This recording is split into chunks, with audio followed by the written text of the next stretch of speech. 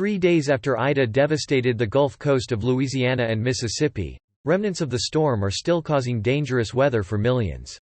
Tornadoes have been spotted in Maryland and New Jersey as the storm heads north, and flash flood watches are in effect for much of the Northeast as Ida dumps buckets of rain.